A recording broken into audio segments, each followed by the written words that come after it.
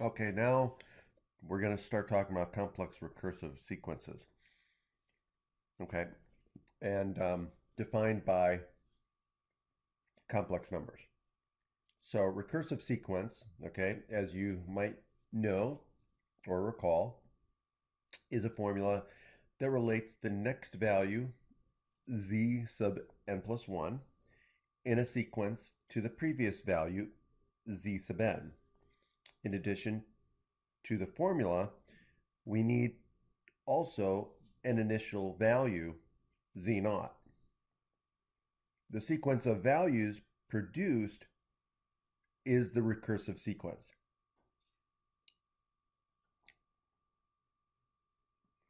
Okay, so now in example 14, it says we have a given recursive relationship, z sub n plus 1 equals z sub n plus 2, where the initial value, z naught, is 4. Okay, so we want to generate several terms of this recursive sequence. So we start with the initial value 4, and what does the recursive relationship say? It says that we're going to add 2 to get the next one, and we're going to keep adding 2 to get every successive um, number in the sequence. Okay, so when n is 0, we have uh, 4. When n is 1, we get 2. And then for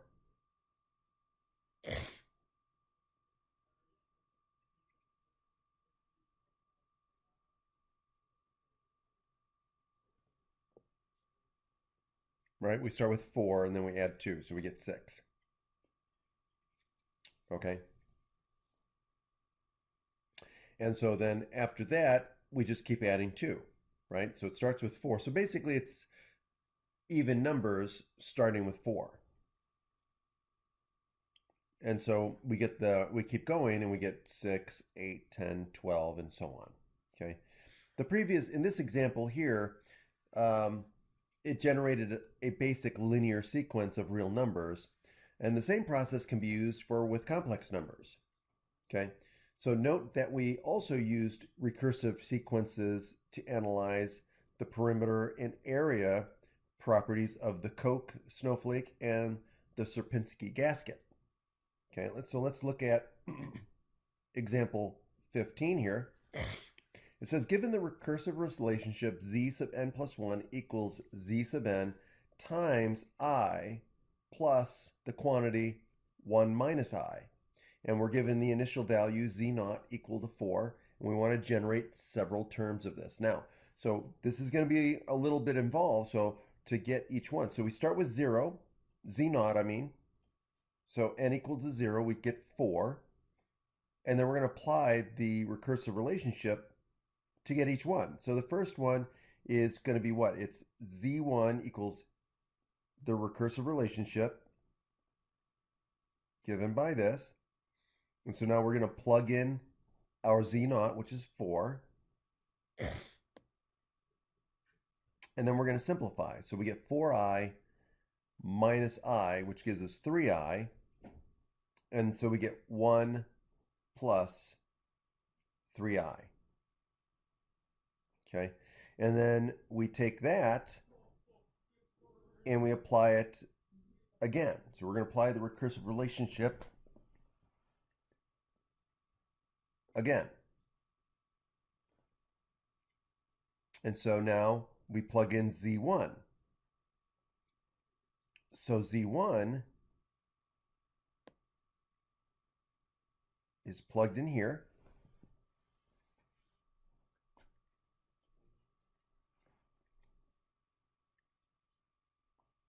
And then what do we do? We simplify, right? So we're going to distribute the I. We get I plus 3i squared.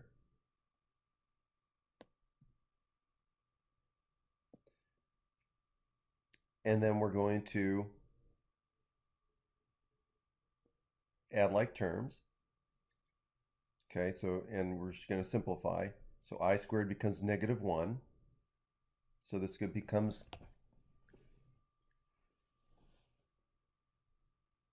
negative 3 or minus 3. So we get I minus 3. And then we simplify by noticing that I and minus I cancel each other out, and we get minus 3 plus 1, which equals negative 2. And so if we keep doing this over and over again, we get this.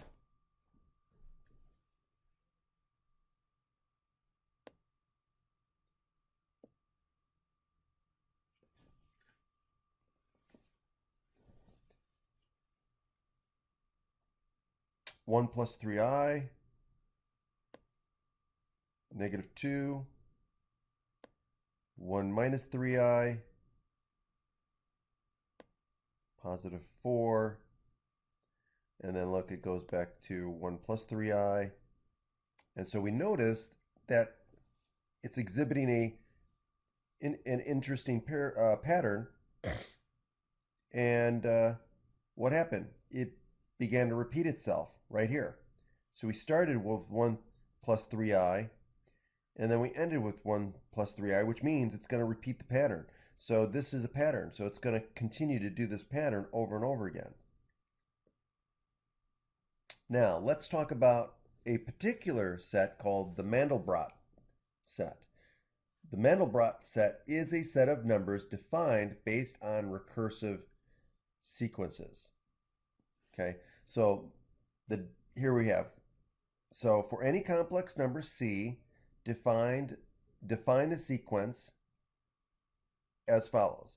Z sub n plus 1 equals z sub n squared plus c, and then where z sub 0, the z naught, is equal to 0. So the sequence starts with 0 and is defined by this recursive relationship. If this sequence always stays close to the origin, within 2 units, okay, so basically it may bounce back and forth, but it always will stay close to 0 and never go beyond 2 units. Then the C number that we started with, that we chose, is part of what we call the Mandelbrot set. If the sequence gets far from the origin, then C is not part of the set. Okay, so we're basically the set of all numbers C such that they stay within this neighborhood within 2 units of the origin, right? So basically think about the complex plane again. So we're talking about the origin being 0, right? So if it's within a radius of 2, right, a circle with a radius of 2, if the C numbers creates a sequence of numbers that stays within that circle, then it's part of that Mandelbrot set. Okay, so enough said on that. So let's look at a couple of examples here. And it says, determine if C equal to 1 plus I is part of the Mandelbrot set. So we start with Z naught equal to 0, and we continue omitting. Again, we're going to omit some details in the calculations, okay? And we're going to see what happens here. So notice that Z1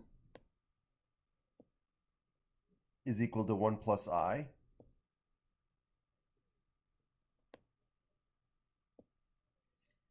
Z2 is 1 plus 3i. Z3 becomes negative 7 plus 7i.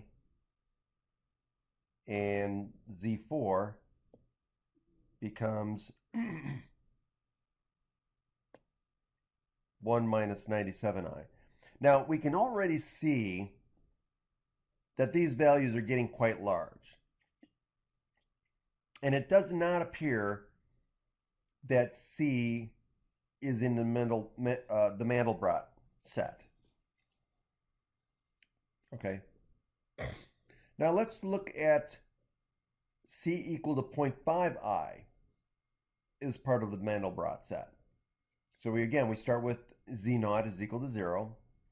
And again, we're going to omit details in the calculations. But again, you can do this on your own. I encourage you to go through this process, do the calculations. It'll be good practice. So notice that Z1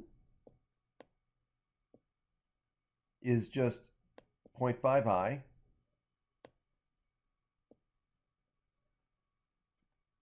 Okay. Z2 ends up being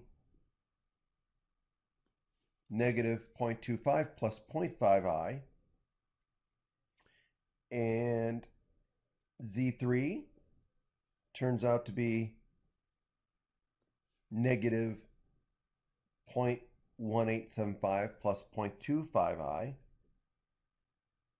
And Z sub 4 ends up being equal to this. Now notice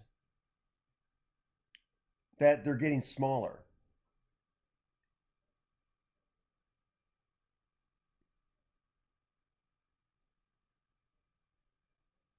Right? So we've only done 4 iterations. So it's not definitive, but it does appear that this value is remaining small. Okay? It looks like it's staying within 2 units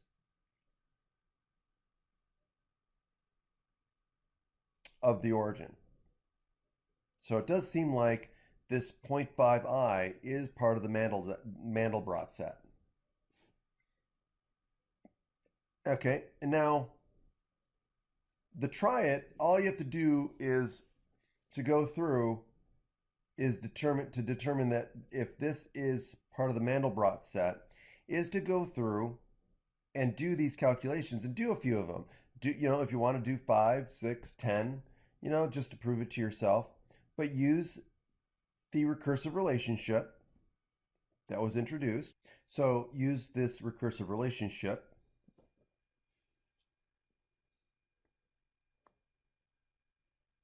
And the starting point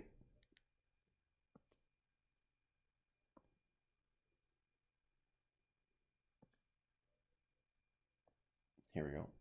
So use this relationship in the initial value of 0 and see if this C value stays within 2. And if it does, then we know that this is probably part of the Mandelbrot set. If it doesn't seem like it's going to stay within 2 units of the origin, then it probably isn't.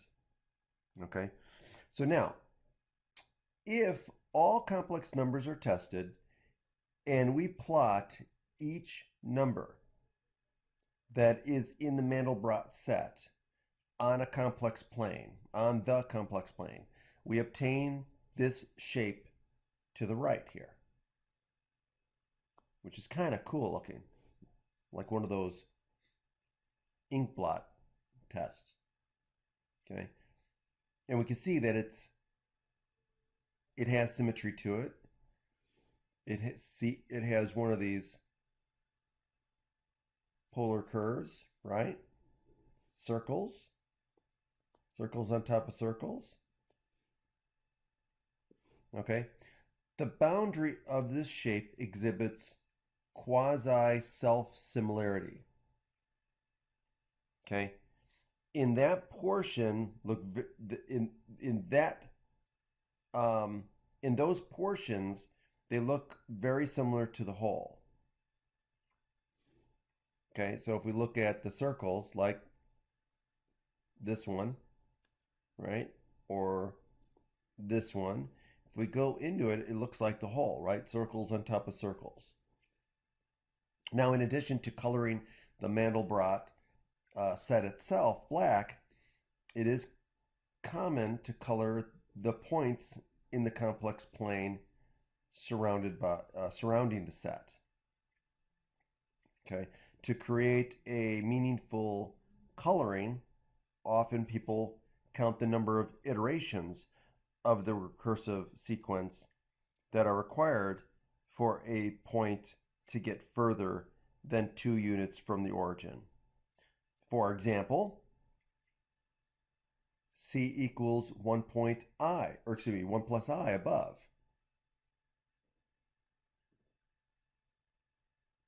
The sequence was distant 2 from the origin, having only 2 recursions.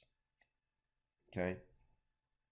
For some other numbers, it may take 10 or hundreds of iterations for a sequence to get far from the origin. Numbers that get big fast are colored one shade, while colors that are slow to grow are colored a different shade. For example, in the image below, light blue is used for numbers that get large quickly, while darker shades are used for numbers that grow more slowly. Greens, reds, and purples can be seen when we zoom in. Those are used for numbers that grow very slowly. Okay, so if we look at these enlargements, we have this one, and then if we zoom in, right, we see this, we see these other colors, and then if we zoom in one of those, we get to see this. It was just really cool looking. The Mandelbrot set, for having such a simple definition, exhibits immense complexity. Zooming in on other portions of the set yields fascinating swirling shapes like these. This is really cool.